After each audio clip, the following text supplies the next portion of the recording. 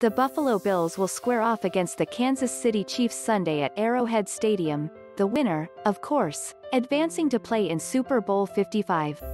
While many in Bills Mafia likely consider the game a major bonus during an epic season, it's also likely that no one wants to see the team's season end this weekend. The team has played above expectations for sure, but, in doing so, they've raised ours in return. But this year's playoff mantra is, won, not done. Like the expression, Buffalo and Kansas City's playoff history isn't done at one. If you weren't keenly aware before this week, you surely know now that the Bills' last trip to the Super Bowl in the 1993 season came at the expense of the Kansas City Chiefs. Those Joe Montana-led Chiefs were a potent bunch, with Marcus Allen taking handoffs and screens from Montana, and a powerful defense led by Derrick Thomas and Neil Smith. But the Bills played their own brand of potent football, of course led by Jim Kelly, Thurman Thomas, Andre Reed, Kent Hull, Bruce Smith, Cornelius Bennet, Henry Jones, Steve Tasker, and Steve Christie. A potent list of names, for sure.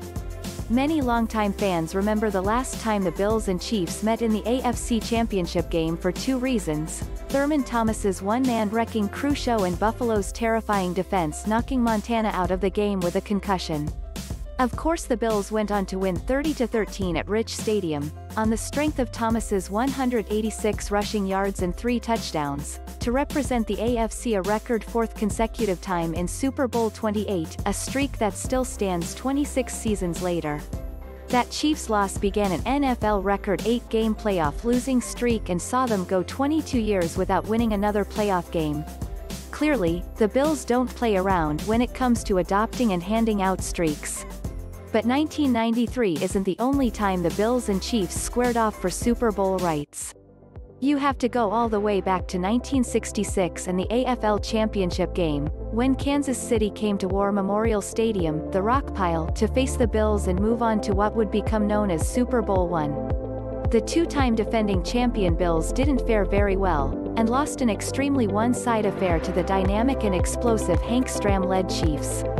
Buffalo fielded a more conventional team built to control the clock and play stout defense, led by quarterback Jack Kemp, rookie halfback Bobby Burnett, wide receivers Elbert, Golden Wheels, Dubenion and Glenn Bass, defensive lineman Tom Sestak, linebackers Mike Stratton, Harry Jacobs, and John Tracey, and defensive backs Butch, Byrd and Booger Edgerson.